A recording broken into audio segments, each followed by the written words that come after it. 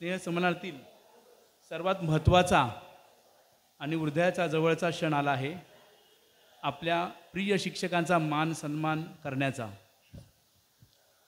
शिक्षक हे केवळ पुस्तकातील धडे शिकवत नाहीत, तर आयुष्याचे धडे देतात। त्यांच्या मार्गदर्शनाने आपण घडतो, वाढतो आणि आयुष्यात पुढे जातो। आज त्यांच्या त्या अमूल्य योगदानाला आपण शब्दसुमनाने वंदन करूया। मी विनंती करतो, प्रत्येक शिक्षकाचा परिचय त्यांच्या जे माजी विद्यार्थी होते त्यांनी त्यांचा परिचय करून त्या शिक्षकांचा आपल्याला मानसन्मान करायचा आहे। तर मी आणि 3 मिनिटांमध्ये आपल्याला जो आहे शिक्षकांच्या संदर्भामध्ये त्यांच्या भावना काय आहे हे मांडायचं आहे। मी प्रथमतः विनंती करतो की आपण हेमंत जाधव यांना, की त्याने ज्या आपल्या संस्कृतच्या टीचर होत्या आहेत दास मॅडम, दास टीचर, त्यांच्या संदर्भामध्ये त्यांचा परिचय करून त्याच्यानंतर त्यांचा मान सन्मान होईल। मी हेमंत जाधव यांना विनंती करतो त्यांनी यावं।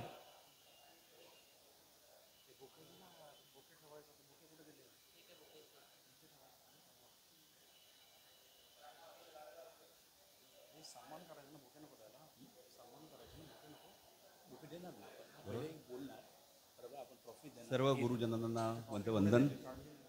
फार मोठी संधी आज मला प्राप्त झाली आहे की शिक्षकांबद्दल कृतज्ञता व्यक्त करणं।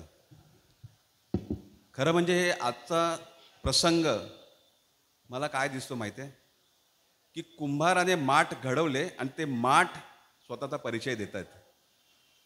ते हे माठ बोलत आहेत आणि कुंभार बसून पाहतोय की बाबा हे कसे माठ घडलेत, किती रंगबिरंगी आहेत, किती मजबूत आहेत, किती पाण्याची स्टोरिंग कॅपॅसिटी आहे।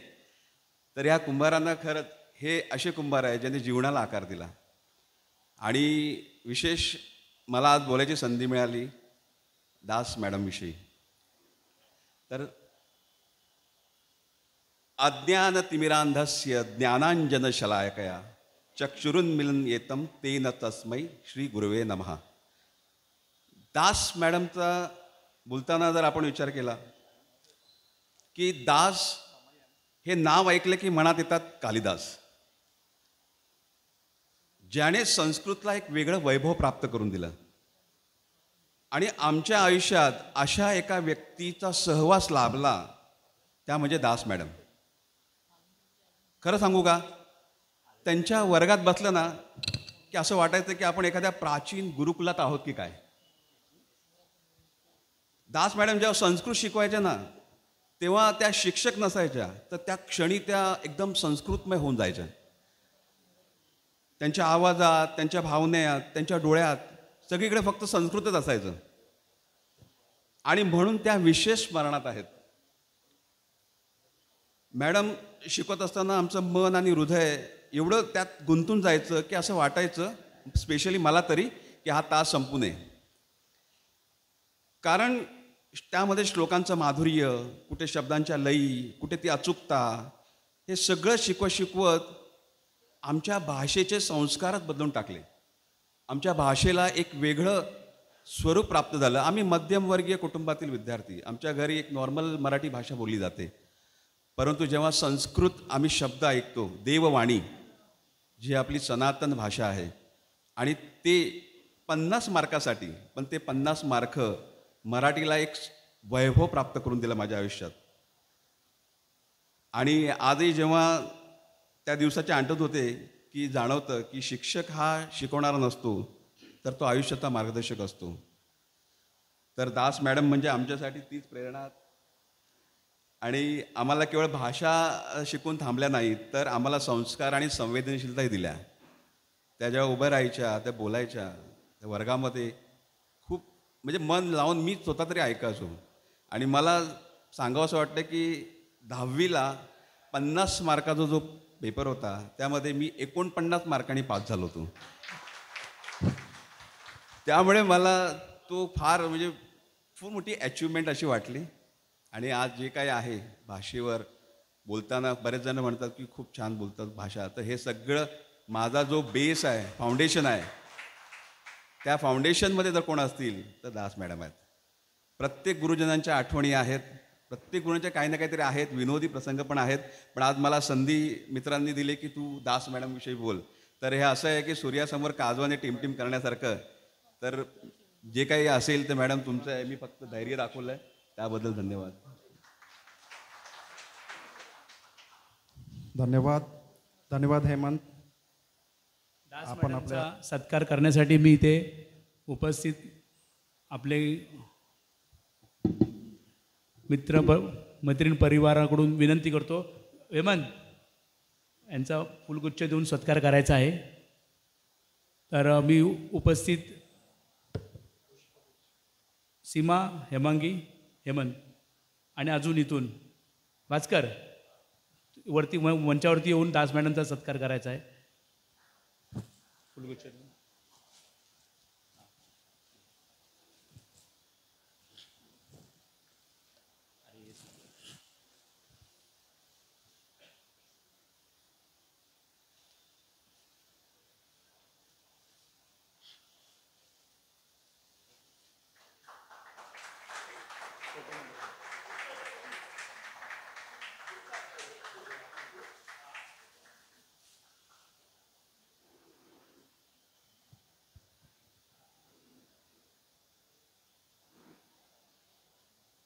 धन्यवाद मॅडम. उपस्थितांचे धन्यवाद.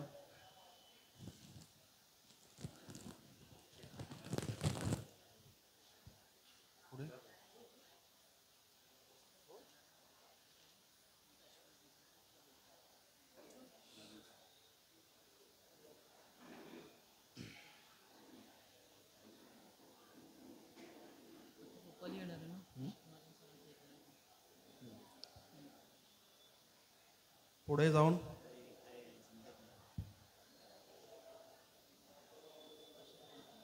त्यानंतर अशोक महाजन सर यांचा परिचय आणि सन्मानासाठी मी आमंत्रित करतो रुपाली मोरे यांना. त्यांनी व्यासपीठावर यायचं आहे आणि आपण आपल्या सहभाग सांगायचा आहे.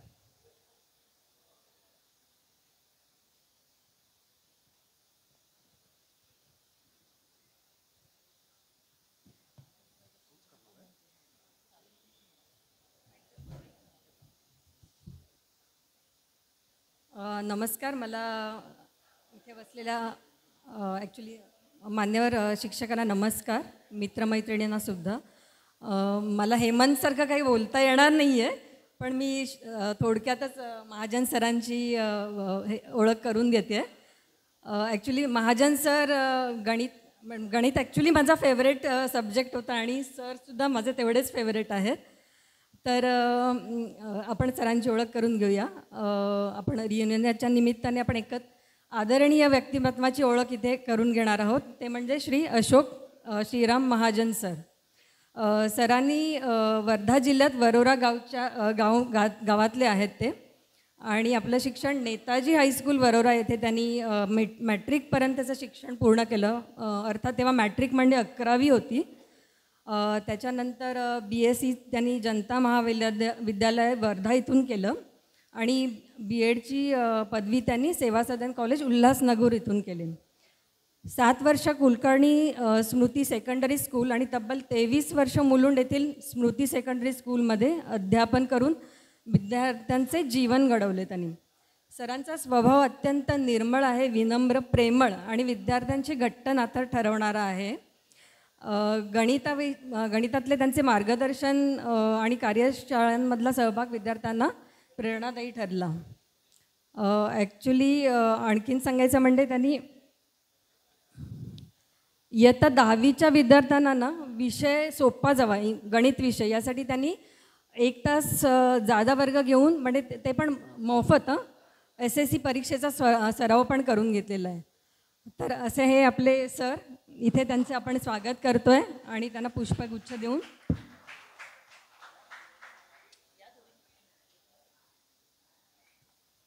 कोणाला? मंदाला मंदाला बोलू? मंदा या, दोघी तिघी पटकन या.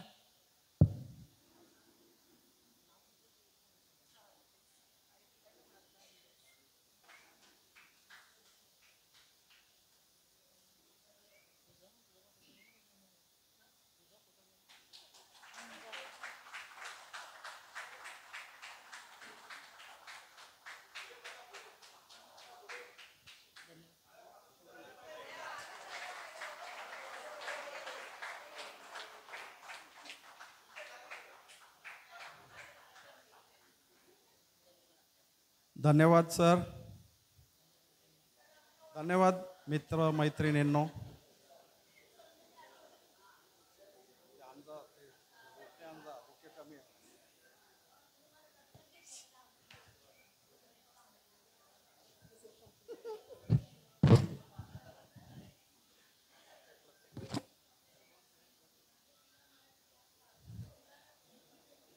धन्यवाद सर.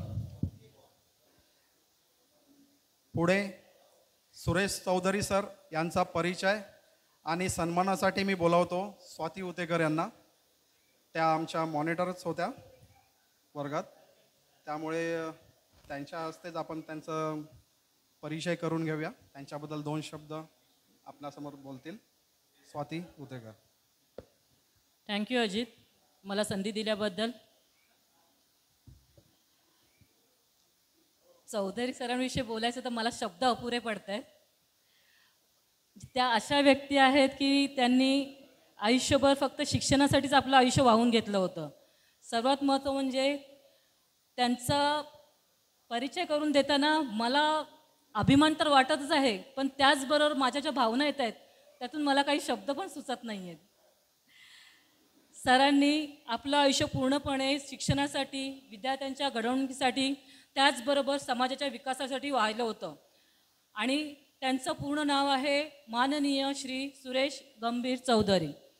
सरांचा जन्म भालोद, जिल्हा जळगाव या मातीत झालेला आहे. चौधरी सरांनी 1972 साली जळगाव येथून BA ची पदवी संपादन केली. त्याच पुढे त्यांनी BEd करून शिक्षकी जीवनाची आपली पवित्र वाटचाल सुरू केली. सरांचा शिक्षण क्षेत्रातील प्रवास मी थोडक्यात तुम्हाला सांगते. सरांनी 1975 साली गाडगेबाबा विद्यालय कुर्ला येथून आपली सेवा सुरू केली आहे. जून 1976 ते डिसेंबर 1976 या कालावधीमध्ये सर आदर्श विद्या मंदिर गोवंडी येथे कार्यरत राहिले. त्यानंतर जानेवारी 1977 मुंबई महानगरपालिका घाटकोपर येथे विद्यार्थ्यांना ज्ञानदानाचे कार्य त्यांनी सुरू केले. जुलै 1977 पासून प्रभादेवी म्युन्सिपलला शाळेला ते जोडले गेले आणि एप्रिल 1992 पर्यंत प्राथमिक शाळेत सर शिक्षक म्हणून कार्यरत होते. त्यानंतर 1992 ते ऑक्टोबर 2007 या काळात आपल्या सर्वांची आवडती ज्या शाळेतून आपण घडले गेलो त्या शाळेला सरांनी मार्गदर्शन केले सर्व विद्यार्थ्यांना. तसेच त्या शाळेत त्यांनी इंग्रजी हा विषय इतका छानपणे शिकवला. आजही मला इंग्रजी शब्द बोलताना पहिल्यांदा सरांची आठवण येते, नंतर माझ्या मनातून किंवा माझ्या वाणीतून ते शब्द फुटतात. यासाठी मी खरोखर सर्वांची ऋणी आहे. त्याचबरोबर सरांनी अतिशय प्रामाणिकपणे आणि यशस्वीपणे आपल्या शाळेतील शिक्षकांचं पद त्यांनी सांभाळलं. ते पद सांभाळत असताना त्यांनी अक्षरशः म्हणजे फक्त विषय शिकवला नाही, समरसून शिकवला. एखादा विद्यार्थी शांत बसला असेल, त्यांच्या शिकवणीकडे लक्ष नसेल, सर थोडा वेळ आधी बघायचे नेमकं तो काय करतोय आणि नंतर बोलायचे तू तू उठ उठ. सगळे आहेत इकडे तिकडे बघत बसायचे नेमकं झालंय काय. आणि सर एखादा विनोद सांगायचे आणि बोलायचे आता समजलं का तुला. विद्यार्थ्याची खाली मान असायची. आमचा पहिला हसून हसून पोट दुखायचं की सर नेमकं कुणाला बोलले होते. आणि अक्षरशः म्हणजे इतर विषय सोडून असं मी म्हणत नाही की सर्व शिक्षकांनी मार्गदर्शन खरंच छान केलं, पण ज्या कलेने बोलतात ना अगदी मनापासून, आणि त्याहीपेक्षा ही माझी विद्यार्थिनी आहेत, ती माझी मुलं आहेत, उद्याचे भावी नागरिक आहेत, या हेतूने त्यांनी अक्षरशः म्हणजे बोलतात ना मार्गदर्शन केलं. इतर कुठलाही विषय जरी असला आणि सरांना बोललं ना बाबा सर असं असं आहे, हां ठीक आहे, मी आहे ना, मी बोलतो सरांशी. जर काही अडचण असेल किंवा इतर काही असेल, शाळेत इव्हन मधल्या सुट्टीतल्या वेळेपासून जरी काय असेल आणि सरांना बोललं सर असं असं आहे, हां सर बोलतात, मी त्या शिक्षकांशी जाऊन बोलतो. म्हणजे मला तरी मॉनिटर म्हणून असं वाटायचं की मी सरांना जाऊन सांगायचं, कुठलाही असू दे, मला अडचण आली किंवा एखादं मूल जास्त मस्ती करत असेल वर्गामध्ये आणि मला असं वाटलं की नाही आता हा मला ऐकणारच नाही आहे, तर त्यावेळी माझी पहिली पावलं वळायची ती चौधरी सरांकडे. महाजन सर पण असायचे मार्गदर्शन करायला, पण कधी कधी सर वेगवेगळ्या ठिकाणी असायचे. मग त्यावेळी मला असं वाटायचं की मी नेमकं कुणाकडे जाऊ. त्यावेळी नेहमीच चौधरी सर उपस्थित असायचे. सर खरंच थँक्यू, मला अजूनही आठवणीत राहिले. त्याचबरोबर नंतर सरांनी शेवटच्या वर्षामध्ये, शेवटची जी 2 वर्ष त्यांची कालावधीची होती शिक्षक पदाची, ती त्यांनी विलेपार्ले या शाळेमध्ये घालवलीत आणि त्याच्यानंतर मग त्यांनी रिटायरमेंट घेतली. तरी मी आज म्हणजे सर्वांना आवर्जून सांगेल की इंग्रजीसाठी चौधरी सरांशिवाय शिक्षक होणे नाही. Thank you sir.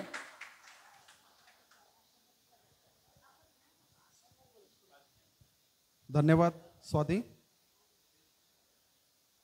धन्यवाद. यानंतर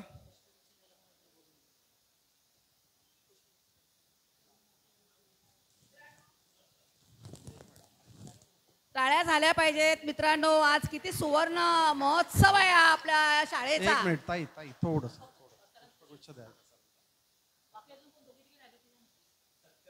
सत्कार करायला पटापट उठा प्लीज. दोघा तिघांनी जरा विनोद ये तू उपस्थित व्हा. पण या या विनोद. या 2-3 जणांनी मंचावर यायचंय.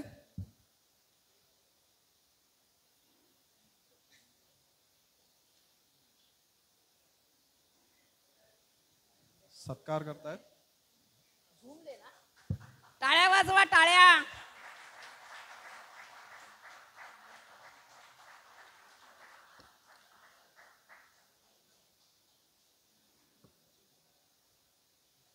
यापुढे चोपडे सर यांच्यासाठी 2 शब्द बोलण्याची मी विनंती करेन. महेश गडांकुल यांस.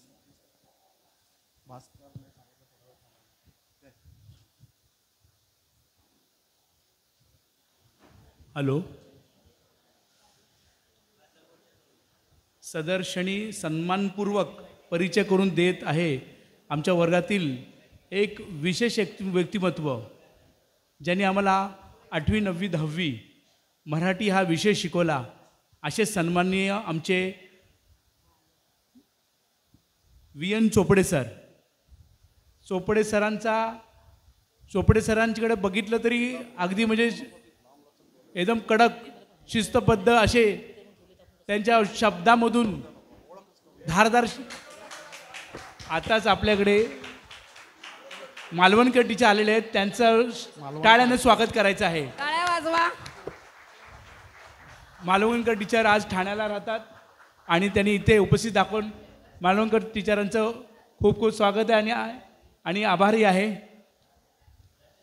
त्यांनी स्थानपन्न व्हायचं आहे.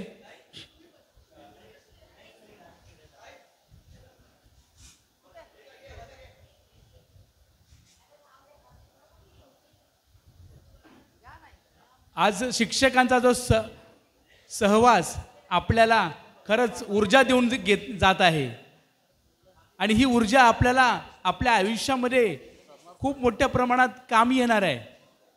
आज जो हा स्नेहसंमेलन होत आहे तर खऱ्या अर्थाने त्याचा जो अर्थ, ते खऱ्या अर्थाने जो विशेष आहे, आज जो आपला शिक्षकांचा मान सन्मान होणार आहे.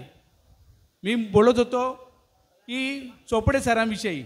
इयत्ता 9वी 10वीत ते आम्हाला मराठी शिक्षण मराठी विषय शिकवत होते आणि खूप कडक असं शिक्षण शिकवत होते.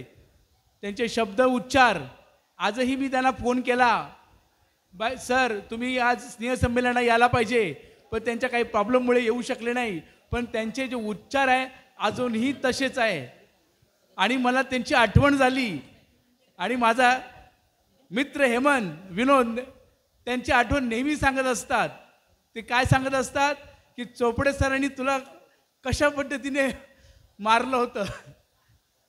आणि खरंच ॲक्च्युली ते म्हणजे त्यांचं माझ्यावरती एवढं प्रेम होतं की बोलते एक दिवस मारल्याशिवाय सुटत नव्हता त्यांचा. आणि ते त्यांच्या अशा वागणुकीमुळेच आम्हाला कुठेतरी शिस्त लागली हे मी इथे नमूद करतो. चोपडे सरांचं शिक्षण जळगावमध्येच झालं. त्यांचा जन्म जळगावचा, त्यांचं BA B.Ed हे त्यांनी जळगावलाच केलेलं आहे. त्याच्यानंतर ते MA त्यांनी मुंबईमध्ये केलेलं आहे. त्यांचं बरीच वर्ष 19 वर्ष त्याने कुलाब्याला एका मनपाच्या शाळेमध्ये त्यांनी शिक्षण म्हणून त्यांनी काम केलं. त्याच्यानंतर 93ला ते सोनार बंगला ह्या स्कूलमध्ये आले आणि त्याच स्कूलमधून त्याने रिटायरमेंट घेतली. त्याच्या अगोदरही त्यांचे 1-2 वर्ष बऱ्याच शाळेमध्ये झालं होतं. त्यांचा हा 32 वर्षाचा शिक्षण व्यवस्थेचा प्रवास आहे. त्यांचं विद्यार्थ्यामध्ये शिस्त पालनामध्ये त्यांच्या व्यक्तित्वातून येत होतं भाऊ असं घ्या. ती शिस्तपालन. आणि ती शिस्तपालन बऱ्याच विद्यार्थ्यांनी त्यांनी अंगीकारली. सरांचं जे शिकवणीचं जे वर्ग असायचा नेहमी, तो वर्ग नेहमी पूर्ण भरलेला असायचा. आणि त्यांनी जे शिकवलेलं आहे ते खरंच त्यावेळेस आम्हाला खूप असं लक्षात राहायचं की बाबा सरांनी एवढा जे शिकवत आहेत त्या पद्धतीने. आणि त्यांचं अजूनही त्यांचे जे शब्द आहेत आज एवढे ते 80 वर्ष झालेले आहेत पण त्यांचा शब्द इकडचा तिकडं नाही. अगदी म्हणजे त्यांचे शब्द एकदम स्पष्टच आहे. अशा आज ते सर त्यांच्या हेल्थमुळे येऊ शकले नाहीत पण आज सोनार बंगला PK रोड मराठी स्कूलच्या वतीने आज आम्ही त्यांचं इथे खूप खूप स्वागत करतोय. त्यांचा इथं मान सन्मान करतो. मी एवढंच बोलून थांबतो. धन्यवाद. आभार.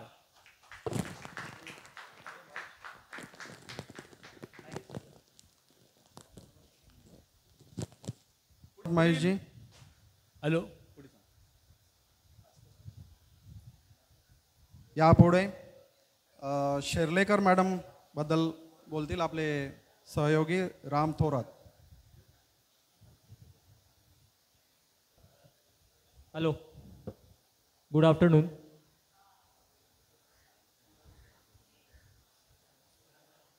इथे व्यासपीठावर बसलेले आपले गुरुजन या सर्वांचं मी मनापासून स्वागत करतो आहे. मलाच पर्टिक्युलरली शेर्लेकर मॅडमबद्दल बोलणं सांगितलं आहे. आपल्याला गणित आणि विज्ञान या विषयाचे तज्ज्ञ म्हणून ओळखले जातात पण मला असं वाटतं की फक्त शेर्लेकर मॅडमच्या बोलणं खूप आवडेल पण बसलेल्या सर्व गुरुजनांविषयी मला एकच म्हणजे सगळ्यांविषयी सारखं बोलायचं आहे. असं वेगळं असं नाही. माझे सगळे गुरुजन माझ्यासाठी सारखे आहेत. स्पेशलायझर्स असं मला करायचं नाही आहे. त्यांना कुठे कॅटेगरीमध्ये बसवायचं नाही आहे. आणि मला असं वाटतं की टीचरांबद्दल आपण सांगणं म्हणजे त्यांनी काय केलं हे आपण योग्य नाही ठरणार आहे. त्यांच्या शब्दातून त्यांच्या आवाजातून त्यांनी आपल्याला ते ऐकायला पाहिजे सर्वांनी. त्यांचे मनोगत आत्ताच्या ह्या जे वय चालू आहे त्यांचं ते 70कडे वाटचाल करतायत. आपण अजून 50कडे वाटचाल करतो आहे. तर आपण त्यांच्याविषयी काय बोलणार. आपल्याला माहिती आहे त्यांनी आपल्याला शिकवलं, हे शिकवलं, ते शिकवलं एवढं आपण बोलू शकतो पण त्यांचे अनुभव आपण नाही सांगू शकत. आपण सांगू शकतो की ते माझे आदर्श आहेत. त्यांनी आम्हाला हे मार्गदर्शन केलं, आम्हाला डिसिप्लिन दिलं, पर्टिक्युलर एका सब्जेक्टमध्ये की तुम्ही त्या पर्टिक्युलर विषयामध्ये किती पुढे जाल, कसं पद्धतीने जाल, त्या विषयाची मांडणी कशी कराल, आखणी कशी कराल, त्या प्रत्येक विषयाचं आपल्याला सांगितलं. प्रत्येक टीचरांचं एक स्पेशलायझेशन होतं पण त्या सगळ्यांकडून आलेल्या स्पेशलायझेशनला आपण एकत्रपणे ॲक्सेप्ट केलं, घेतलं आणि आज आपण त्यांच्यासमोर उभे राहिलो. यासाठी आपण त्या सर्व शिक्षकांचे आभार मानलेच पाहिजे आणि आयुष्यभर ऋणी राहिलं पाहिजेत. आपल्या आयुष्यामध्ये गुरु आपण म्हणतो ना सर्वोच्च ठिकाणी आहेत. आई वडील आणि आपले गुरु यांच्याशिवाय आपल्या आयुष्यामध्ये मार्गदर्शन करणारा कोणताही व्यक्ती श्रेष्ठ असू शकत नाही. हे माझं वैयक्तिक मत आहे. असं मी सांगत नाही की असावं म्हणून प्रत्येकाचं. दुसरं इथे जमलेल्या सर्व विद्यार्थ्यांनी, शिक्षकांचं तर माहितीच आहे सर्वांना, त्या शिक्षकांनी आम्हाला घडवलं आहे. पण इथे जमलेला प्रत्येक विद्यार्थी असा आहे जो खूप तल्लख बुद्धीचा आहे, पण त्याच्या परिस्थितीने त्याला आपल्या बुद्धीला न्याय देता नाही आला. म्हणजे पुढचं शिक्षण म्हणा, उच्च शिक्षण म्हणा, घेता नाही आलं. मग ते घेत असताना त्यांना भरपूर त्रास पण झाले जे शिक्षण मिळालं त्याच्यावरती. त्या आलेल्या बिकट परिस्थितीला जेव्हा कोणी काही निर्णय घेतले असतील, डिसिजन्स घेतले असतील, तर मला असं वाटतं त्या प्रत्येक डिसिजनमध्ये तुम्हाला तुमचे गुरुवर्य दिसले असतील की मला या सरांनी या विषयावरती हे मार्गदर्शन केलेलं, त्या सरांनी त्या विषयावरती त्या परिस्थितीमध्ये हे मार्गदर्शन केलेलं. त्या प्रत्येक निर्णयामध्ये तुमचे शिक्षक आहेत तुमच्याबरोबर. तुम्ही असं त्यांना विषयाला बांधून ठेवू नका की मी आज शिक्षक वगैरे आहेत, ते शिक्षक आहेत. त्या प्रत्येक तुम्ही घेतलेल्या डिसिजन्समध्ये, टाकलेल्या प्रगतीच्या पावलाकडे तुमचे शिक्षक तुमच्याबरोबर आहेत, त्यांचे विचार तुमच्याबरोबर आहेत आणि त्या विचारांमुळे तुम्ही आज घडल्यात आणि ते बसलात. त्यांच्यासमोर बसणं हे खूप मोठं आपलं भाग्य आहे. आपल्या गुरुजनांसमोर आपण बसणं आणि त्यांच्यासमोर आपला जीवन प्रवास मांडणं खूप मोठं भाग्य आपण समजलं पाहिजे आपलं आहे. जास्त काही बोलायला मला आवडणार नाही, मी काही लिहून आणलेलं नाही कोणाबद्दल काही बोलायचं आहे वगैरे, कारण मी त्यांच्याबरोबर काहीच बोलू शकत नाही. खूप सामान्य व्यक्ती आहे त्यांच्यासमोर. त्यांच्या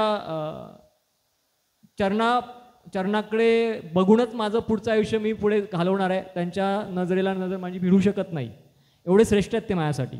मग पर्टिक्युलर शेलेकर मॅडमविषयी किंवा यांच्याविषयी बोलणार नाही, तर माझे सर्व गुरुजन आहेत जे बसले आहेत, त्या प्रत्येकांचा माझ्या आयुष्यामध्ये घेतलेला प्रत्येक निर्णयाचा म्हणा, पुढे टाकलेल्या पाऊलांचा म्हणा, त्या प्रत्येक क्षणामध्ये त्यांचा खूप मोठा सहभाग, खूप मोठा आशीर्वाद त्यांनी दिलेला आहे.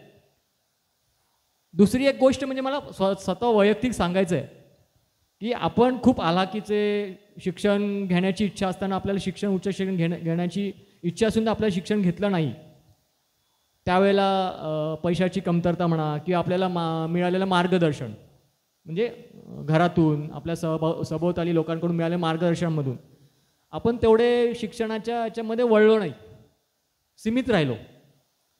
कमी वयामध्ये आपली लग्न झालीत. मुलींचा मुख्यतः मला मुलींचं जे आपल्या ज्या मैत्रिणी आहेत त्यांच्याबद्दल खूप तळमळ राहिली. त्यांचं आयुष्य हे त्यांना मुक्त स्त्री स्वातंत्र्य नव्हतं. मला आईवडिलांच्या घरात होत्या, पण त्यांना बांधणं भरपूर होतात की तुम्ही असंच बसलं पाहिजे, असंच वागलं पाहिजे, मुक्त छंदाने हे बोललं नाही पाहिजे, असं बसायचं. ते झालं, लग्न आलं, लग्नानंतर त्यांचे सासू सासरे म्हणा किंवा काय, म्हणजे ती तळमळ आहे की त्यांना मुक्त, म्हणजे आपण जरी मुलं म्हणून आपण समाजामध्ये गेलो, घडलो, काहीतरी निर्णय घेतले, कुठे हे केलं ते केलं, बागडलो, पण त्या मुलींचं काय, म्हणजे इथे बसलेल्या ह्या सर्व मुलींचं काय, सतत तो विचार मनामध्ये यायचा की आणि प्रत्येकाला मुलं आली. मग मी डिसिजन घेतले काही की माझ्या मुलांना मी शिक्षण आणि त्यांचं व्यक्ती स्वातंत्र्य याची कधी उणीव भासून देणार नाही आणि माझं पुढचं जे आयुष्य असेल ते फक्त त्या गोष्टीवरती केंद्रित करून ठेवणार. ठीक आहे, आपल्याला हालाकीचे दिवसांना पैसे भेटले नाही, काही गोष्टी एन्जॉय करता नाही भेटला, त्या सगळ्या पाठीवरती मांडल्या आणि फक्त मुलांचं भवितव्य, त्यांचं व्यक्ती स्वातंत्र्य, त्यांना स्वतःचे मत मांडण्याचं स्वातंत्र्य आणि शिक्षण हे त्यांना मिळालं पाहिजे याकडे मी फोकस केलं. आणि माझं इथे बसलेल्या प्रत्येक विद्यार्थ्यांचं, म्हणजे माझ्या सहकार्य विद्यार्थ्यांचं, माझ्या मित्रांचं, त्यांना एक छोटीसं हे निवेदन असेल की आपल्या मुलांना थोडंसं ते स्वातंत्र्य द्या. त्यांना त्या सचोटीमध्ये मुलींना, स्पेशली मुलींना बांधून ठेवू नका की तुम्ही हेच करायला पाहिजे, तेच केलं पाहिजे. आदर, मान सन्मान सर्व मुली करणार, ती आपली संस्कृती आहे. प्रत्येक आईवडील आपल्या मुलांना मुलींना तेच शिकवतात, पण ते त्यांना स्वातंत्र्य द्या. त्यांच्याबरोबर मोकळ्या मनाने व्हा. मला स्पेशली थँक करावं असं वाटेल सावित्री ताईंचं, म्हणजे हेमंतच्या वाक्यातून, म्हणजे बोललेल्या भाषणातून किंवा आमच्या ज्या चर्चा होत्या त्यातून मला जाणवलं की असं ह्या परिस्थितीमध्ये, त्या परिस्थितीमध्ये त्यांनी शिक्षण घेतलं. मग हे प्रत्येक स्त्री करू शकते, नाही करू शकत, त्याच्यासाठी त्यांनी पुढाकार घ्यायला पाहिजे आणि तो पुढाकार आपल्या ताईंनी घेतला. त्यामुळे ते आपल्या समोर एक बसल्यात आदर्श म्हणून म्हणजे शिक्षिका. आणि स्त्रिया म्हणजे फक्त असं नाही आहे की एखादं शिक्षण मिळाल्यानंतरच आपलं, त्यांनी केलेल्या प्रत्येक निर्णयामध्ये म्हणजे समाजाविरुद्ध आपल्या स्वातंत्र्यासाठी लढलेल्या प्रत्येक स्त्री ही माझ्यासाठी आदर्श आहे. मग तिने शिक्षण किती झालेलं आहे, काय केलेलं आहे, हे काही राहत नाही तिथे. तिने फक्त ठामपणे उभं राहिलं पाहिजे, स्वतःचं अस्तित्व कसंही असून द्या ते मांडलं पाहिजे. आणि हे जे म्हणजे ते त्यांनी आपल्या मुलांना द्या. आपलं संपलं, इथे बसलेले सगळे जवळजवळ 50 तिकडे चाललेत, आपलं आयुष्य संपलेलं आहे, अर्धं आयुष्य आपल्याला संपलेलं आहे. पण हे स्वातंत्र्य तुम्ही त्या आपल्या मुलांना द्या, हीच माझं सर्व म्हणजे मित्रवर्ग जे आहेत त्यांना माझं निवेदन असेल. आणि बोलून मी संपवतो, मला जास्त काही बोलायचं नाही. आणि काही चुकलं असेल माझ्याकडून, कोणाची नावं घेण्याची राहिली असतील, त्याच्यासाठी मी मनापासून माफी मागतो. आणि स्पेशली मी सुधीरचं खूप जास्त धन्यवाद करेल. म्हणजे मी सरांना म्हणजे शिक्षकांना सांगण्याचं तात्पर्य एकच, सर मी बॅचचा आहे, 94 बॅचचा आहे, पण मी सकाळच्या सत्रामध्ये त्यांच्याबरोबर वाढलेलो नाही आहे. माझं कुठे असं नाही की चला आपण मित्रांनो जाऊया, कुठे असं काही झालेलं नाही आहे. आणि जस्ट भास्कर, अतुल, हरीश आम्ही एका वसाहतीमध्ये वाढलो आणि त्यांनी सुचवलं की रामला आपण घेऊया का. त्यांनी ॲड पण केलं, त्यांचा मोठेपण आहे, पण त्यांचं ते ग्रुपवरचं चाललं होतं 1 वर्षापूर्वी हे ते सर्व. आणि मला कुठे जाणवत होतं की मी यांच्या त्या गोष्टी बोलतात, डिस्कस करतात, की त्यांचे अनुभव मांडतात, त्याच्यामध्ये मी कुठे नाही आहे. मग मी कुठे त्यांच्या मैत्रीच्या आड किंवा त्यांच्या विचारांच्या आड तर येणार नाही. मग मी त्यांना म्हटलं की बाबा असं असं आहे. पण त्या सुधीरचा मोठेपणा, हेमंतचा मोठेपणा, अतुलचा मोठेपणा, भास्करचा मोठेपणा असेल, आपल्याला बसलेल्या ह्या मैत्रिणींचा, ज्या काही ओळखत पण नाही आहेत मला, म्हणजे की आपल्या वर्गात नाही आहे, त्यांचा मोठेपणा, पण त्यांनी मला प्रेमाने त्या ग्रुपमध्ये त्यांच्या मैत्रीमध्ये मला सामील करून घेतलं. आणि या सगळ्यासाठी मी त्यांचं आयुष्यभर ऋणी राहील. भावूक झालो आहे, पण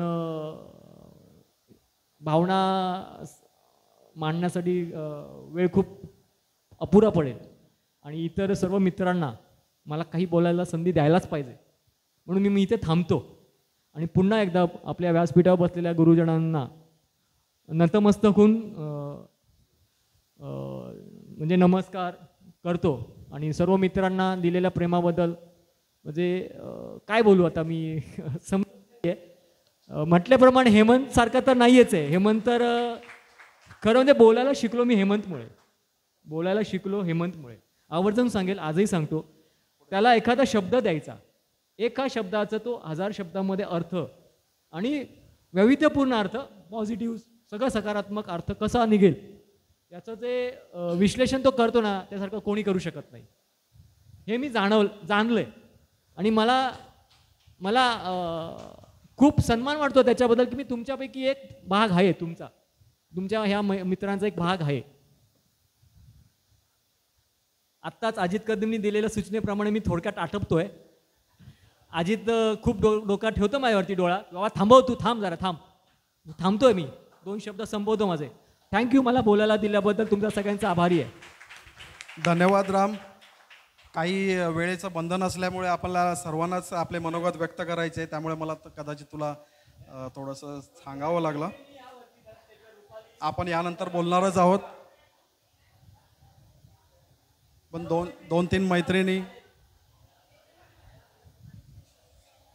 आपण सन्मान करायचा आहे. शेर्लेकर मॅडम यांचा. थँक्यू सो मच मॅडम, आभारी आहोत आम्ही आमचे. सुलभा रसोळे, आपण परत पुन्हा हा पुष्पगुच्छ शेर्लेकर मॅडम यांना प्रदान करायचा आहे. एक minute.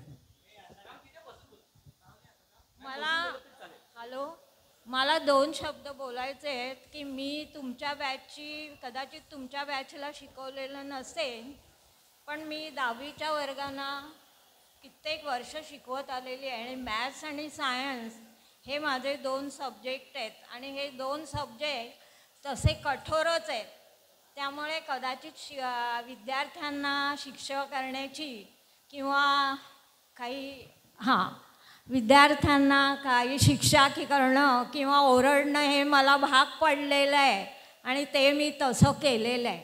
Thank you very much. Thank you madam. आज तुमच्या ओरडण्यामुळे आणि तुमच्या त्या चिडण्यामुळेच आज आम्ही आज इथपर्यंत आणि आज समोर बोलत आहोत तुमच्या खंबीरपणे. हे तितकंच योग्य आहे. Thank you so much. यापुढे जाऊन भास्कर ठोंबरे यांना मी विनंती करतो की आपण कुठे सरांबद्दल कृतज्ञता व्यक्त करायची आहे. भास्कर.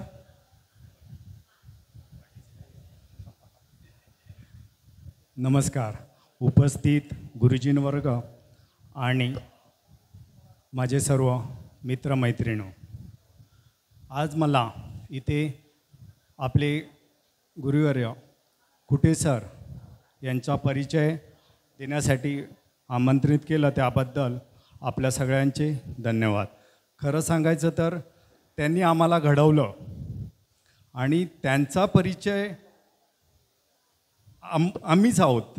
त्यांचं परिचय करून देणं हे शक्य गोष्ट नाही आहे, पण एक रीत आहे आपली, सगळ्यांना आपल्या गुरुजींबद्दल माहिती असावं म्हणून थोडक्यात त्यांची माहिती सांगतो. पण तेवढा मी मोठा नाही आहे की त्यांच्याबद्दल सांगू शकतो आणि एवढा वेळही नाही आपल्याकडे की त्यांचा परिचय एवढ्या कमी वेळात देता येईल.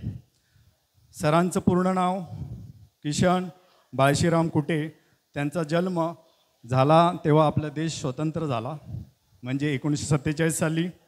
त्यांचं शिक्षण तालुका जुन्नर पिंपरी पेंडार इकडे झाला.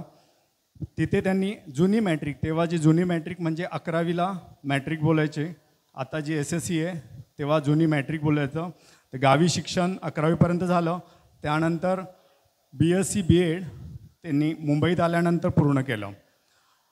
त्यानंतर त्यांनी डॉक्टर बाबासाहेब आंबेडकर विद्यालयात गणिताचे शिक्षक म्हणून 1968 साली रुजू झाले आणि 1992पर्यंत त्या शाळेत मुलांवर शिक्षणाचे संस्कार दिले. आणि त्यानंतर खरं भाग्य म्हणजे आपल्या शाळेचं उजळलं आणि त्यांच्या मार्गदर्शनाखाली आणि त्यांच्या बहुमूल्य शिक्षकाने आपण घडलो. खरं तर गणित हा माझा खूप आवडता विषय आणि मी आज खूप स्वतःला भाग्यवान समजतो, कारण काय आज इथे उपस्थित गणिताचे तिन्ही शिक्षक त्रिमूर्ती आणि त्यांनी मला शिकवलं आहे. म्हणजे गणित अजूनही माझ्या मुलांना शिकवताना मला पुस्तक बघावं लागत नाही, हे महत्त्व आहे. मला शेर्लेकर मॅडम पण गणिताला होते, ते 9वीला होते. कुटे सर 10वीला होते आणि महाजन सर जे क्लास घ्यायचे त्याच्यामुळे त्यांनी पण मला गणित शिकवलं. म्हणजे एवढं गणित माझं एवढं खूप चांगलं झालं आहे. त्याचा उपयोग खरं सांगायचं म्हणजे ज्या स्पर्धा परीक्षा असतात त्यामध्ये 1ली ते 10वीचं गणितच असतं, फक्त फिरून विचारलं जातं. एवढ्या स्पर्धा परीक्षा मी जेव्हा आर्मीत जॉईन होताना पण एक स्पर्धा परीक्षा असते, रिटन टेस्ट असते. त्यावेळेला मी 12वी पास झालेलो, त्यामुळे 11वी 12वीला गणित काही नव्हतं, सब्जेक्ट नव्हता मला. माझं कॉमर्स होतं त्याच्यामुळे ते विसरून गेलेलो मी गणित. मग परत 1लीपासूनची 4थीपासूनचे 10वीपर्यंतची प्रत्येक वर्गाचं गणिताचं पुस्तक घेतलं आणि अभ्यास केला. त्यावेळेला पण पहिल्या प्रयत्नातच पास झालो. त्याच्यानंतर परत आर्मीमध्ये गणित थोडंसं कमी असतं नाही असं नाही आहे, पण तिथे फारसा काय एवढा मोठा उपयोग झाला नाही. पण तुम्ही उपयोग असा म्हणू शकत नाही, कारण काय गणित हा एक असा विषय आहे ज्याचं गणित चांगलं ना त्याचं लाईफचं प्रत्येक गणित व्यवस्थित असतं. म्हणून गणित हा विषयाला आपण घाबरण्यापेक्षा त्याला जवळ गेलं तर तो खूप सोपा होऊन जातो. त्यानंतर जेव्हा स्पर्धा परीक्षा जेव्हा मी आर्मीवर रिटायर झालो त्याच्यानंतर पण हे वेगळं विश्व वेगळं होतं. आर्मी एक वेगळा भाग आहे आणि हे एक वेगळं आहे, त्याच्यामुळे दोघांना दोन्हीकडचं कुतूहल वेगळंच असतं. तर त्यामध्ये जसं रिटायर झाल्यानंतर स्पर्धा परीक्षा ह्या परत सुरू झाल्या. आर्मीमध्ये रिटायर झाल्यामुळे रिझर्वेशन असतं, पण रिझर्वेशनमध्ये पण एवढं कॉम्पिटिशन की ओपनसारखं चॅलेंज एक होतं. पण त्यावेळेलाही पण खरं सांगायचं गणित आणि बुद्धिमत्ता ह्या विषयाचा अभ्यास हा माझा जो पाठचा जो बेस होता त्याच्यावरच सगळं झालं. त्याच्यामध्येही पण ज्या परीक्षा दिल्या त्या सर्व परीक्षा पास झालेलो होतो पहिल्या प्रयत्नातच. असं नाही की दुसऱ्यांदा हे करावं लागलं. म्हणजे मी खरोखर आज म्हणजे शब्द नाहीत माझ्याकडे. या गणित विषय मला असा शिकवला गेला की मी बोलू शकत नाही त्याबद्दल. एवढं अजूनही गणित हा कुठलाही गणिताचा काही भाग असेल ना तर ते लवकर म्हणजे इतरांना कळायच्या अगोदर ते समजून जातं त्याचं उत्तर काय असू शकतं ते. पुढे सरांचा परिचय. फुटे सर आपल्या शाळेत आले 92 ते 96 4 वर्षच होते, पण आपल्या शाळेला जी शायनिंग दिली ती ही दिसून येते. आपण जे सगळे सरांच्या समोर उपस्थित आहोत. त्यानंतर सरांची परत बदली झाली भायखळ्याला 96 ते 99. त्यानंतर शेवटची शाळा त्यांना नायगावला होते. नायगावला 99 ते 2003.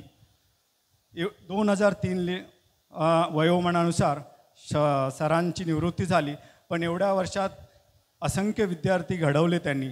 त्याच्याबद्दल तुम्ही सर्वांनी त्यांचं अभिनंदन करण्यासारखी गोष्ट आहे. त्यांना महापौर पुरस्कार त्यांना देण्यात आला 1992ला गणित विषयासाठी.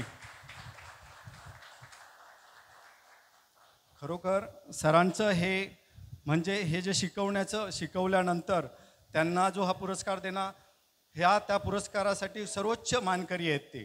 त्यांना याच्यासारखे असंख्य पुरस्कार त्यांनी मिळवले असतील आणि हे आपल्यातून दिसून येतं. त्यानंतर सरांची थोडंसं पारिवारिक जीवन सांगायचं झालं तर सरांना 2 मुली आणि 1 मुलगा. आता सर गुरुजी म्हणजे सर शिक्षक असल्यानंतर सरांची मुलं पण अप्रतिम खूप उच्च शिक्षण त्यांनी घेतलेले आहे. सरांचे मोठा मुलगा त्यांना 2 अपत्य. 1 मुलगा तो IT आहे, दुसरी मुलगी आहे ती UPSCची तयारी करते म्हणजे सरांची नात. त्यानंतर मुलगी आता ज्या ठिकाणी सर थांबले आहेत सानपाड्याला त्या मुलीचा मुलगा M.Tech झाला आहे आणि दुसरी मुलगी आपल्या इथे उपस्थित आहे. म्हणजे हे पण आपलं एक भाग्य आहे. त्या स्वतः CS आणि CS आहेत. शिवाय त्यांचं इंग्लिशवर खूप अतिशय चांगलं असं प्रभुत्व आहे. म्हणजे सर गणित आणि ते इंग्लिश म्हणजे काय म्हणतात ना दूध शर्करा योग आहे ना. त्यासाठी सरांचं मनापासून अभिनंदन. त्यानंतर सरांची मुलगी संध्या. आता त्याच्यातले बरेच जण आपल्याला तिला ओळखत असतील कारण काय ती आमच्याच वर्गात होती. त्याच्यामध्ये ते प्रवीण मागाडे झाला, प्रशांत, विनोद, हे संतोष सोनावणे हे आम्ही एकाच क्लासमध्ये होतो आणि आमच्याच वर्गात संध्या होती. आम्हाला पहिलं वाटलं की सानपाड्याला संध्या राहते असं. तर आम्ही विचारलं. त्याच्यानंतर आमचा थोडासा गैरसमज दूर झाला की नाही संध्या सध्या गावी आहे. त्यांचं गावी खूप मोठी शेती आहे आणि तिचे 2 मुलगे. एक मुलगा जो आहे तो पॅथॉलॉजीच्या 2 लॅब आहेत त्यांच्या आणि दुसरी मुलगी जी आहे ती BSc ॲग्री झालेली आहे. म्हणजे बघा शिक्षणाचा जो आउटपुट असतं ना ते खूप उशिरा मिळतं पण ते अप्रतिम असतं. त्याला कोणीही काही केल्यावर फुसू शकत नाही.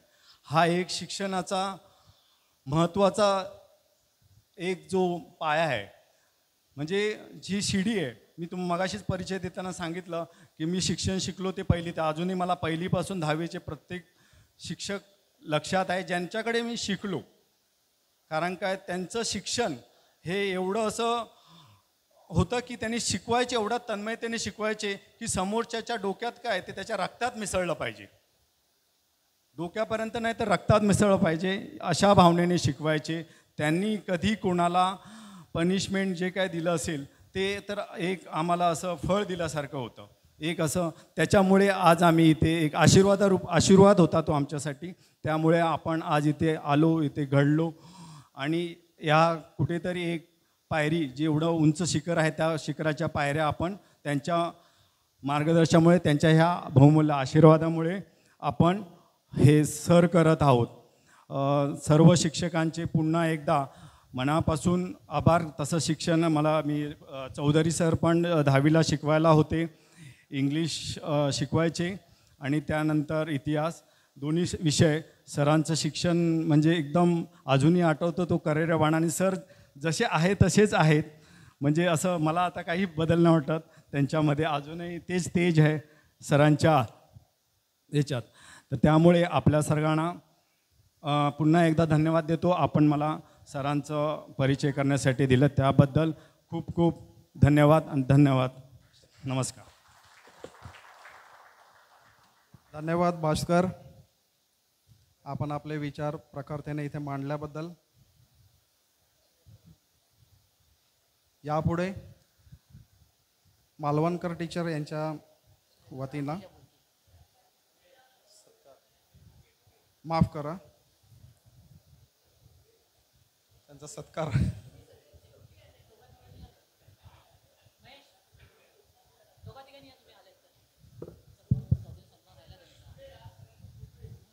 कोणाचा? सरांचा सन्मान करीत आहेत माजी विद्यार्थी.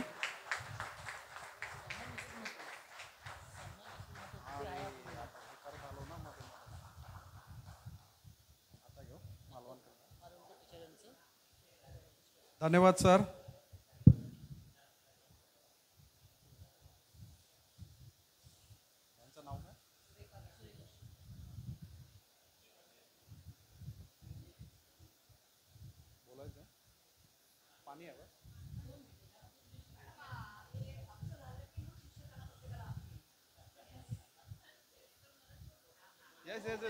त्यानंतर तुमचं मालवणकर मॅडम यांच्याबद्दल थोडंसं बोलतील. सुरेखा गडांकुश या सामाजिक कार्यकर्त्या आहेत. चळवळीमध्ये यांचं फार मोठं योगदान आहे असं समजतं. आपण नमस्कार माझ्या मित्रमैत्रिणींनो, टाळ्या झाल्या पाहिजेत. आज आपण मुलुंड विभागामध्ये सोनार बंगला जी शाळा आहे, जिथे गरिबांची मुलं, जिथे आम्ही तळागाळातली शिकलो तिथे, आणि मी आज या मुलुंड विभागात ईशान्य मुंबईमध्ये मॅडम मी सामाजिक कार्यकर्ता, जिथे अन्याय अत्याचार होतो त्याच्यावरती आवाज उठवणं, असं भरपूर मी काही शिकलेले आहे. कार्यकर्ता म्हणजे एकदम धडाडीची कार्यकर्ते आहे मी. पोलीस स्टेशनला धडकणे, तिथं न्याय देणे, अशी माझी ही व्याख्या आहे. सर्व शिक्षकांचे मी खरंच आज शिक्षकांमुळे आम्हाला शिकता आलं, बोलता आलं, चालता आलं, संस्कार आले. Mahajan sir, Malvankar teacher sir, madam आम्ही होती तुमच्या वर्गात. कसं आहे आता सगळ्यांना विसर पडलाय कुठला विद्यार्थी कुठल्या, पण शाळेमध्ये हे जे सर्व शिक्षक आपले होते खरंच आदरणीय आहे.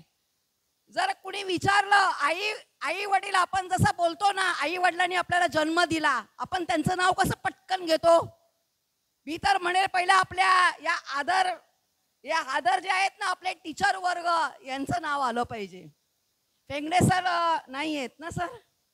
हां, फेंगडे सर, महाजन सर, मॅडम, आणि आपल्या या मॅडम, शिंगोडे मॅडम, खरंच मी सोनार बंगला शाळेतनं एक शिकले. काय शिकले?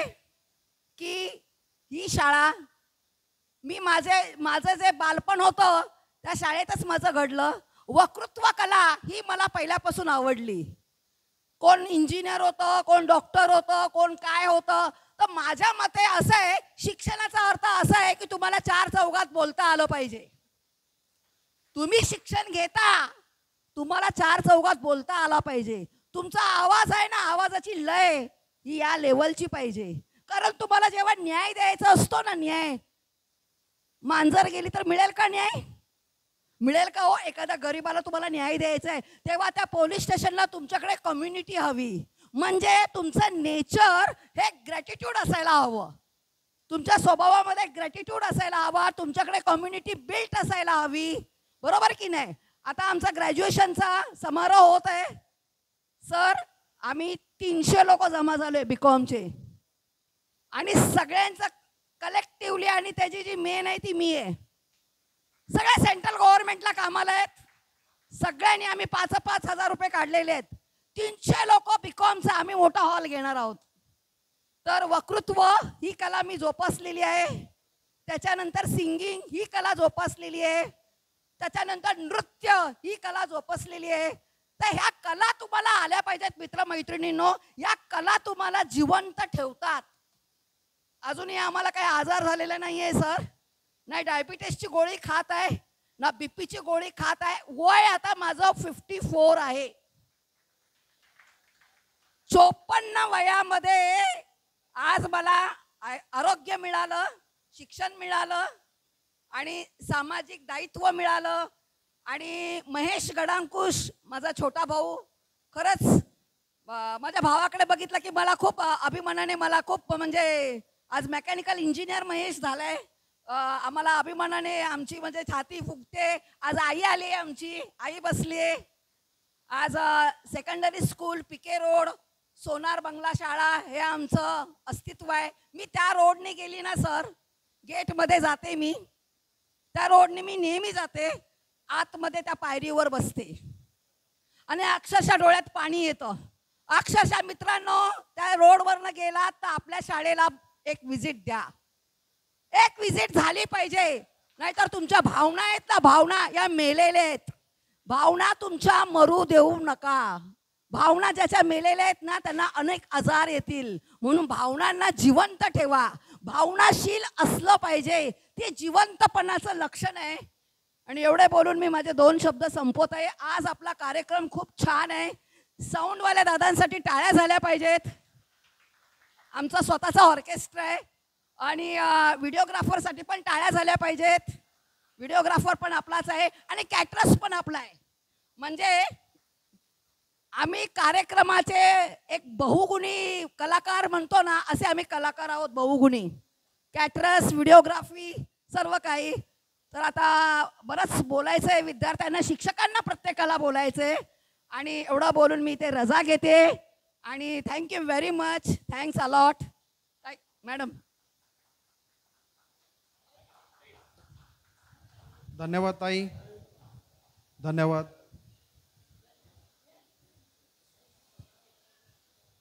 टाळ्यांच्या गजरात त्यांचं स्वागत करतोय.